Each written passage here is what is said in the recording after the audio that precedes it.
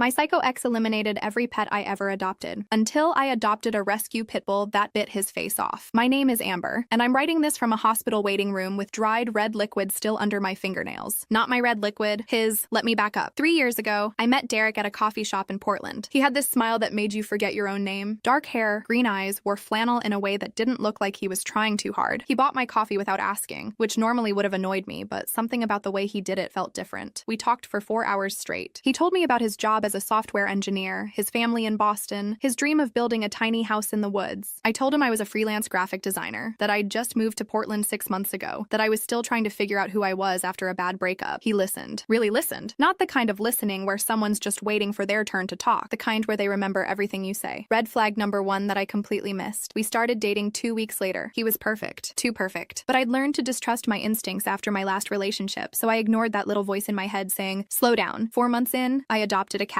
A tiny orange tabby from the shelter named Mango. I'd always wanted a cat, but my ex before Derek was allergic, so this felt like reclaiming something for myself. Derek seemed fine with it. Said he loved cats. Even bought Mango toys and fancy food. 2 weeks later, Mango was gone. I came home from a client meeting and found the window wide open. My 3rd floor apartment window that I never opened more than a crack because I was paranoid about exactly this. Derek helped me search the neighborhood for hours. He made flyers, posted on every lost pet page, held me while I cried myself to sleep. These things happen, he said, stroking my hair. Cats are curious. She probably just wandered off. But Mango wasn't that kind of cat. She was timid, afraid of everything. She wouldn't have jumped out a window 3 stories up. I tried to tell Derek this, but he just kept reassuring me we'd find her. We never did. I was devastated for months. Derek was there for all of it, patient and understanding. He even suggested we wait a while before getting another pet. You're not ready yet, he said. Give yourself time to heal. Looking back, I should have seen it then. The way he watched me grieve, like he was studying me, taking notes. 8 months passed. I finally felt ready to try again. I adopted a dog this time, a beagle mix named Biscuit from the same shelter. 7 years old, calm, perfect for apartment living. Derek moved in with me 2 weeks after I brought Biscuit home. It seemed like the natural next step. We'd been together over a year. He practically lived at my place anyway. His lease was ending. It made financial sense. Plus, I thought having him around would be good for Biscuit. Someone home more often since Derek worked remotely. Biscuit died 3 weeks later. The vet said it was poison. Rat poison, specifically. But I didn't have rat poison in my apartment. I'd never had rats. The building was well maintained, old but clean. Could he have gotten into it outside? The vet asked. Maybe. Biscuit was always sniffing around the dumpsters during walks. But he was well trained, never ate anything off the ground. Derek held me in the vet's office while they put Biscuit down. The poison had destroyed his organs. There was nothing they could do. I cried so hard I threw up in the parking lot. I'm so sorry, Derek whispered, rubbing my back. This is my fault. I should have watched him more carefully during walks. It's not your fault, I said, because I believed it. He insisted it was. Beat himself up about it for weeks, which made me comfort him while I was drowning in my own grief. Red flag number 2. I told myself I was done with pets. 2 in less than 2 years. I couldn't handle it anymore. The universe was clearly sending me a message. Derek agreed. Maybe you're just not a pet person, he said gently, and that's okay. But I knew I was a pet person. I'd grown up with animals. My childhood dog lived to be 16. My family always had cats, birds, even a rabbit once. I'd never lost a pet like this before. 6 months passed. Derek proposed. Small, intimate, just us on a hike in the gorge. The ring was simple and perfect. I said yes because I loved him, and because saying no felt like admitting something was wrong when I couldn't point to what. We set a date for the following summer. Started planning. His mom flew out to meet me. She was cold, formal, but Derek said that was just how she was. Then winter came, and I saw a Facebook post from the shelter. They'd rescued 40 dogs from a hoarding situation. Needed foster homes desperately. One of the photos showed this small terrier mix, matted and scared, hiding in the back of a kennel. Something in me broke open. I showed Derek. Just fostering, I said. Temporary? They need help. His jaw tightened. Just for a second. Then he smiled. Of course, if it's important to you. I picked up the dog the next day. A girl, maybe 2 years old, they thought. She'd been living in her own filth, never socialized, terrified of everything. I named her Pepper, for the white and black spots on her ears. Derek kept his distance at first, said he didn't want to overwhelm her, which I appreciated. Pepper needed space to decompress, but I noticed things. Small things. The way Derek watched her when he thought I wasn't looking. Not with affection, with something else. Something calculating. I convinced myself I was being paranoid. He'd been nothing but supportive, helpful, kind. Pepper started warming up to me after a week, eating from my hand, sleeping in a dog bed next to our bed, learning that inside meant safety. One night, I woke up to Derek standing over her bed, just staring down at her in the dark. What are you doing? I asked, my voice hoarse with sleep. He startled. Couldn't sleep. Wanted to check on her? In the dark? Didn't want to wake you with the light. Made sense. I went back to sleep. Red flag number 3. 2 weeks into fostering, I came home early from a grocery run. I'd forgotten my wallet. Derek was in the kitchen. Pepper's food bowl was on the counter, and Derek was doing something to it. I couldn't see what. He was bent over it, his back to me. Hey! I called out. He jumped. Actually jumped. Knocked the bowl onto the floor. Food scattered everywhere. Jesus, Amber, you scared me. Sorry. Forgot my wallet. I looked at the food on the floor. What were you doing? Just feeding her. I was trying to surprise you by taking care of it. He laughed, but it sounded wrong. Forced. Why was the bowl on the counter? I feed her on the floor. I was measuring the portions. Wanted to make sure I got it right. I looked at him for a long moment. My heart was doing this weird thing, beating too fast and too slow at the same time. Okay, I said. Thanks. I grabbed my wallet and left. Sat in my car for 10 minutes before going to the store. Something was wrong. I knew something was wrong, but I couldn't make the pieces fit together in my brain. That night, I didn't let Pepper eat the food Derek had prepared. Made up an excuse about her having an upset stomach. Fed her fresh food from a new bag. Derek didn't say anything, but I felt him watching me. I started feeding Pepper myself. Every meal. Stopped leaving her alone with Derek. Made excuses to take her to my studio when I worked, even though it was less convenient. Derek noticed. You don't trust me with her, he said one night. Not quite a question. That's not it. I lied. Then what is it?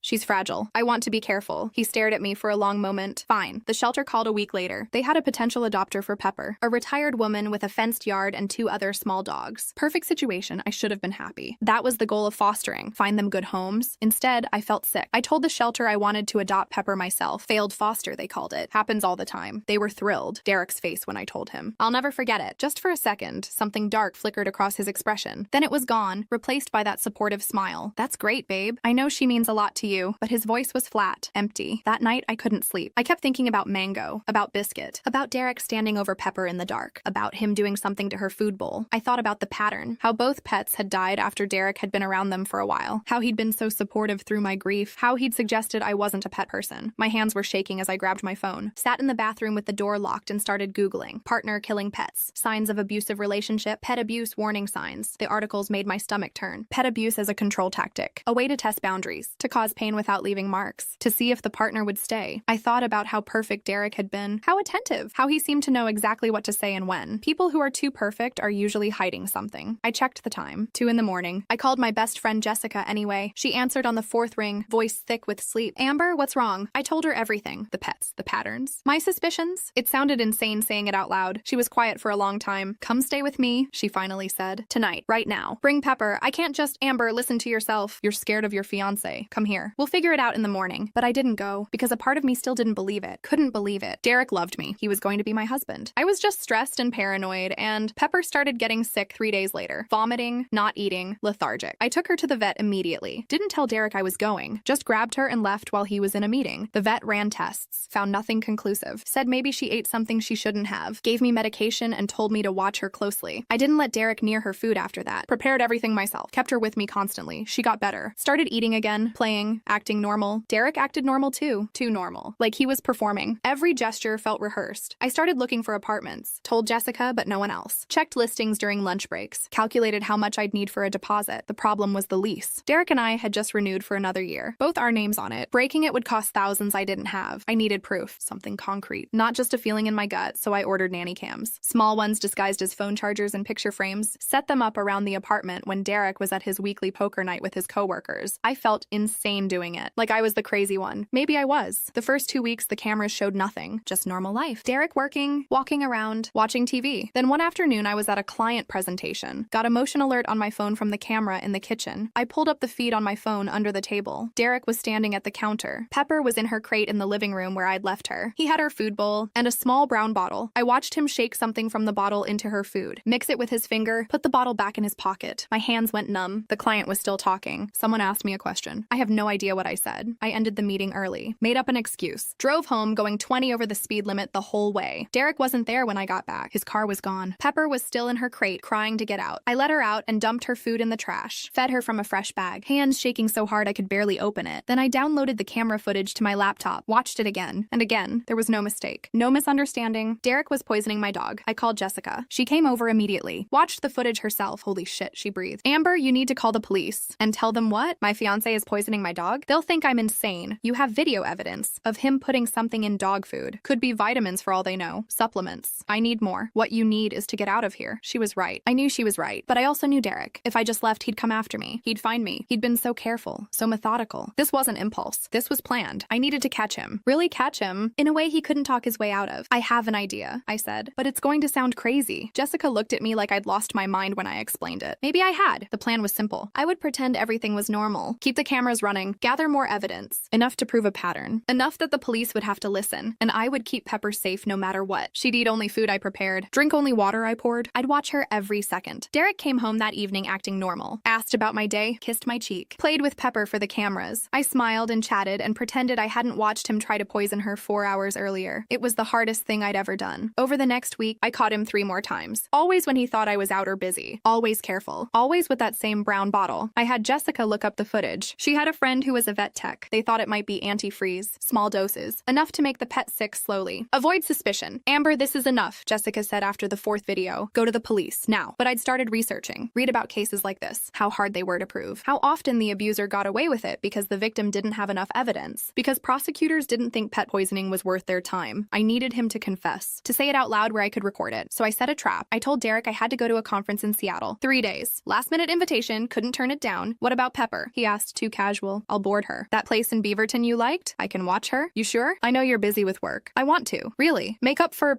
Biscuit. His eyes got all soft and sad. I've been thinking about it a lot. How I failed you then. Let me do this. I wanted to throw up. Instead, I smiled. Okay, thank you. That means a lot. I didn't go to Seattle. I went to Jessica's apartment with Pepper. Set up a laptop to monitor all the cameras. Waited. Derek spent the first day acting normal. Working, making food. Watching TV. The second day, he started searching my things. Went through my dresser. My computer. Looking for something. The third day, he brought someone to the apartment. A woman. Tall, blonde, confident. They sat on my couch drinking wine and laughing. I recognized her from his phone. His co-worker, Emma, the one he'd mentioned a few times, said they were just friends. They weren't acting like friends. I watched them kiss. Watched him lead her to our bedroom. Watched him close the door. Jessica put her hand on my shoulder. Turn it off. You don't need to see this. But I kept watching because I needed to know. Needed to see who Derek really was. They came out an hour later. Emma was getting dressed, talking about something. Then Derek said it. She'll never know. She's an idiot. Kept adopting animals even after I killed the first 2. Some people just refuse to learn. My blood turned to ice. Emma laughed. You're terrible. Those poor animals. They're just animals. And she was getting too comfortable. Too independent. The pets made her happy. Can't have that? What about the new one? Giving it time. Don't want it to be too obvious. But once we're married, I'll get her isolated. Pregnant maybe. Then it won't matter. She won't be able to leave. Emma kissed him. You're so bad. I love it. Jessica was recording it on her phone. The whole conversation. That's enough, she said. We're calling the police now. But I was already thinking ahead. Derek had just confessed to murder. 2 counts. And conspiracy for a 3rd. Plus the cheating. Plus whatever else was on those recordings. He thought he was so smart. So careful. But he'd gotten cocky. Made the one mistake all narcissists make eventually. He underestimated me. I called a lawyer before I called the police. Got advice. Documented everything. Timestamps, dates, vet records, the videos, the audio confession. Then I called the police and reported animal cruelty with evidence. It took them 3 days to arrest him. 3 days of me pretending to come home from Seattle, acting normal, sleeping in the same bed as a man who'd murdered my pets and planned to trap me in a marriage. The detective who took my statement was a woman named Rodriguez. She'd seen cases like this before. Knew what they could turn into. You did the right thing, she said. These guys always escalate. Pets first, then partners. Derek was charged with 2 counts of animal cruelty and 1 count of attempted animal cruelty. They found the brown bottle in his coat pocket. Antifreeze, just like Jessica's friend thought. He tried to claim it was for his car. That he had no idea how it ended up in dog food. That the videos were edited. But his lawyer saw the footage of him with Emma. Heard the confession. Knew it was over. Derek took a plea deal. 1 year in jail. 3 years probation. Restraining order. Mandatory counseling. Not enough. Not nearly enough for what he did, but it was something. Emma kept texting him in jail. I know because the prosecutor showed me the messages as part of the case. She didn't think he'd done anything wrong. Thought I was overreacting. They were just animals. Boys will be boys. Some people are beyond help. I moved in with Jessica temporarily. Broke the lease. Took the financial hit. Didn't care. Started therapy. Dealt with the fact that I'd almost married a man who'd murdered my pets as a form of control. Who'd planned to isolate me. Trap me. Dealt with the guilt that I hadn't seen it sooner. That I'd ignored red flags. That I'd trusted him. My therapist said it wasn't my fault. That Derek had been grooming me from the start. That abusers are experts at hiding who they really are. It helped. A little Pepper helped more. She'd been through hell too. We recovered together. 6 months after Derek went to jail, I started looking for a bigger place. Something with a yard. Room for Pepper to run. Jessica came with me to viewings. Helped me narrow it down. We found a perfect little house in southeast Portland. Old but charming. Fenced yard. Affordable. I put in an offer. It was accepted. Moving day was chaos. Jessica, her boyfriend Marcus, my brother Tyler, all helping carry boxes. Pepper running around exploring every corner of her new home. I felt light for the first time in years. That night, alone in my new house, I made a decision. I was going to foster again. Give more dogs like Pepper a second chance, but I'd be smarter this time. More careful. Trust my instincts, and I'd never ignore red flags again. I applied to the shelter the next week. They were thrilled to have me back. Said they'd send over some dogs who needed temporary placement. The first one arrived 2 weeks later. A senior Pitbull named Roxy. 70 pounds of muscle and scars and the sweetest temperament I'd ever seen. She'd been seized from a dogfighting ring. Needed medical care and socialization. The shelter said she was unadoptable. Too old, too damaged, too much baggage. I took one look at her and fell in love. Roxy was afraid of everything at first. Loud noises. Sudden movements. Men especially. She'd shake when Tyler came over to help fix my fence, but she loved Pepper. They became instant friends. And slowly, day by day, Roxy started to trust me. I wasn't looking to adopt her. The plan was just to foster, help her heal enough to maybe find a home, but 3 months in, I couldn't imagine my life without her. I called the shelter. I'm keeping her. They were shocked, happy, said Roxy had gotten lucky, but I was the lucky one. Life fell into a rhythm: work, dogs, therapy, healing. Derek got out of jail after 8 months on good behavior. The restraining order was still in effect. I didn't think about him much anymore.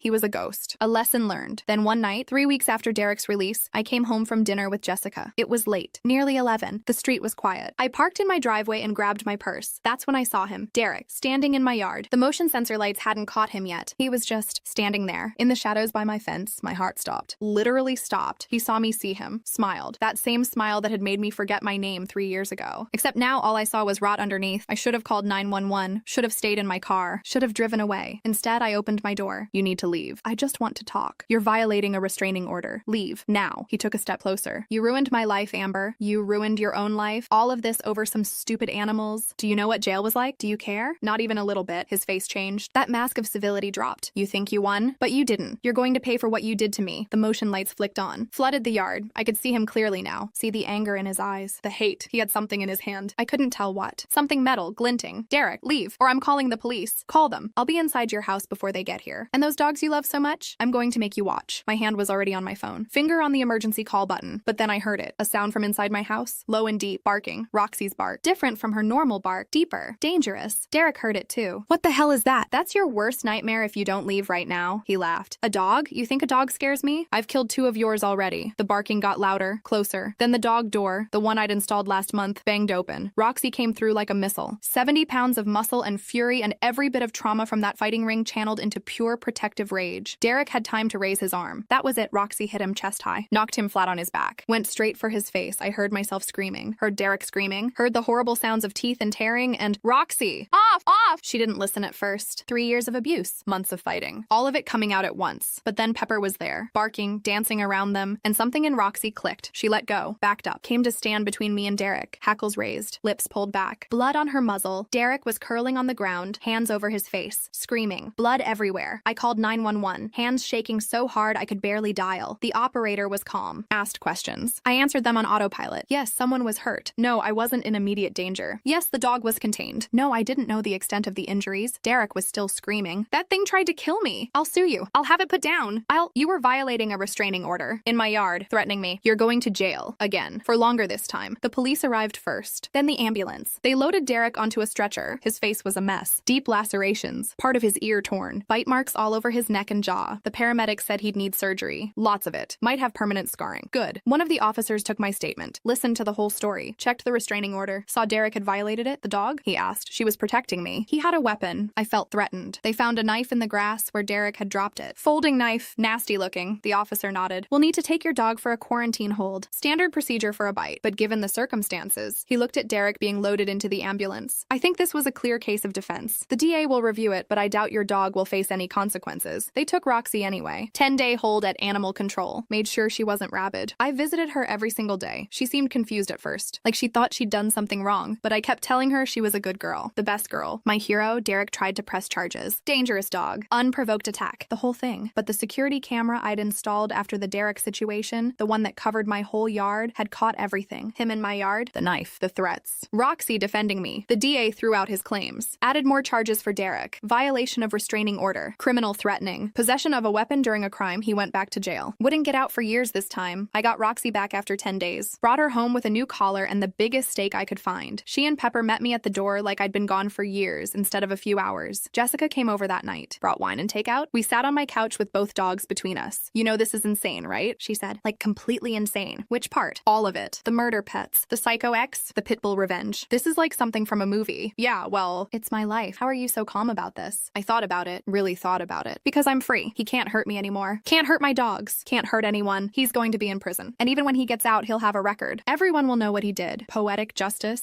Yeah, something like that. We drank our wine in silence. silence for a bit. Pepper snored softly. Roxy's head was heavy on my lap. Are you going to keep fostering? Jessica asked. Absolutely. Even after all this? Especially after all this. Derek tried to break me by hurting things I loved. If I stop loving things because of him, he wins. So I'm going to love louder, harder. I'm going to save every dog I can. Jessica smiled. You're kind of a badass, you know that? I have good teachers. I scratched Roxy behind her mangled ears. This girl survived things I can't even imagine. If she can come back from that, I can come back from Derek. 3 weeks later, Derek's trial date was set. The prosecutor said it was open and shut. He'd get at least 5 years this time. Maybe more if they could prove he'd planned to hurt me, not just threaten. Emma stopped texting him, found a new boyfriend, posted about him constantly on social media like Derek had never existed. Some people have no loyalty. Thank God I started dating again, slowly, carefully. First date was at a dog park. Figured if they couldn't handle my dogs, there was no point going further. His name was Chris. Accountant. Boring job, but he was funny about it. Loved animals. Had 2 rescue cats at home. We talked for 3 hours while Roxy and Pepper played. I told him about Derek on the second date. Figured better to get it out of the way. Some guys would run. That was fine. I needed someone who could handle the truth. Chris didn't run, just listened, asked questions, seemed genuinely horrified by what Derek had done. Your dog is a hero, he said, looking at Roxy. I hope she knows that. I tell her every day. We took it slow, really slow. I wasn't ready to rush into anything. Might never be ready for that again, but it was nice. Having someone who saw my scars and didn't flinch, who understood why I needed to foster dogs, why I had cameras everywhere, why I couldn't sleep without both dogs in my room. The trial happened in late spring. I had to testify, face Derek across a courtroom, watch him try to lie his way out of everything. His lawyer tried to paint me as crazy, said I'd orchestrated everything, that I'd trained Roxy to attack him, that I'd lured him to my house. The prosecutor destroyed him, showed the videos of Derek poisoning Pepper, played the audio of him confessing to Emma, showed the security footage from my yard, Derek with a knife, Derek threatening me, Roxy doing what she'd been trained to do in that horrible fighting ring, protect at all costs. The jury deliberated for 2 hours, found him guilty on all counts. The judge gave him 7 years, said what Derek had done was calculated and cruel, that he'd shown no remorse, that he was a danger to me and to animals. 7 years. Not life, not forever, but better than 1 year. Better than him getting out in 8 months on good behavior. I cried in the courthouse bathroom after the sentencing. Jessica held me while I sobbed. Relief, anger, grief for the time I'd lost with Derek, for the pets he'd murdered, for the person I'd been before I met him. It's over, Jessica said. Really over this time. And it was. I went home that night and sat in my backyard with Roxy and Pepper, watched them play in the fading light, thought about how close I'd come to losing everything. But I didn't lose. I survived. And not just survived, I rebuilt. 6 months after the trial, I adopted another dog, an elderly lab mix named Mabel, blind in one eye, arthritic. The shelter said no one would want her. She fit perfectly into our little pack, then another. A 3-legged terrier named Bandit, then 2 more. Bonded pair of huskies someone had dumped when they got too old. My house became a sanctuary, a place where broken things came to heal, just like me. Chris proposed a year after Derek's sentencing, not with a big gesture or a fancy ring, just sitting on my couch with 5 dogs piled around us. Watching a movie, being ordinary. I want to do this forever, he said. You, me, however many dogs we can fit in one house. I said yes, because I'd learned something from Derek. I'd learned that love shouldn't hurt, shouldn't make you smaller, shouldn't take away the things that make you you. Real love makes space, adds, multiplies. We got married 6 months later in my backyard. Small ceremony, close friends, family, all 5 dogs as witnesses. Derek sent a letter from prison. His lawyer forwarded it. I didn't open it, just threw it away. Whatever he had to say, I didn't need to hear it. He was my past. A chapter closed. A lesson learned. I had a future now, full of possibility, full of dogs who needed saving, full of a man who loved me for exactly who I was. And I had Roxy, my girl, my hero, the dog who saved my life by being exactly what she'd been trained to be, a fighter, just for the right reasons this time. Sometimes I think about what would have happened if I hadn't adopted her, if I'd stuck with just Pepper, if I'd gotten another small dog, something Derek could have hurt. He would have broken into my house that night. I know he would have. He'd brought a knife. He'd planned it. And I don't know if I would have survived, but I did adopt Roxy, and she did protect me. And now Derek is in prison and I'm free, and that's its own kind of justice. The poetic kind, the best kind. People ask me sometimes if I'm angry, if I hate Derek for what he did, if I wish worse things had happened to him. And the truth is, I don't think about him much anymore. He's noise, static, a bad dream I woke up from. I'm too busy living, fostering dogs, loving my husband, building the life I want instead of the life someone else planned for me. That's the real revenge. Not the trial or the prison sentence or even Roxy's teeth. The real revenge is being happy without him, being whole, being free. The real revenge is thriving. I went to visit Derek once, about a year into his sentence. I don't know why, closure maybe, or just morbid curiosity. He looked different, smaller somehow. The scars on his face had healed badly. He'd never be pretty again. We sat across from each other in the visiting room, plexiglass between us, phone receivers like in the movies. He didn't apologize, didn't ask how I was, just stared at me with flat, empty eyes. What do you want? He finally said. I don't know. I guess I thought I needed to see you, to make it real. It's real. I'm in here. You put me here. You put yourself here. You killed my pets. You tried to hurt me. They were just animals. And that's when I knew. He'd never get it, never understand what he'd done wrong. Some people are broken in ways that can't be fixed. I hung up the phone without saying goodbye, walked out of that prison and never looked back. That was 2 years ago. Derek will get out eventually, in 5 more years, probably less with good behavior, but I won't be afraid anymore. I have Roxy, I have Pepper, I have Mabel and Bandit and the Huskies. I have Chris, I have Jessica. I have a life I built from the ground up after Derek tried to burn it down. And if he ever comes near me again, well, Roxy's not the only one who learned how to fight back. I learned too. I'm not the same person I was when I met Derek at that coffee shop. Not the girl who ignored red flags because she wanted to be loved. Not the woman who stayed quiet while her pets died. I'm someone new now, someone harder, someone who knows her worth, someone who won't ever let anyone make her feel small again. Derek tried to break me. Instead, he forged me into something stronger. So thank you, Derek, for being exactly who you are, for showing me exactly who I don't want to be, for giving me the greatest gift, the knowledge that I can survive anything, even you, especially you. I'm writing this from my backyard. Late summer evening, golden light, dogs playing, Chris grilling dinner, life being ordinary and beautiful and mine. My psycho ex killed every pet I ever adopted, until I adopted a rescue pit bull that bit his face off, and now I'm here, alive, free, happy. That's the end of the story. Or maybe it's the beginning. Either way, I'm not afraid anymore, and that's everything.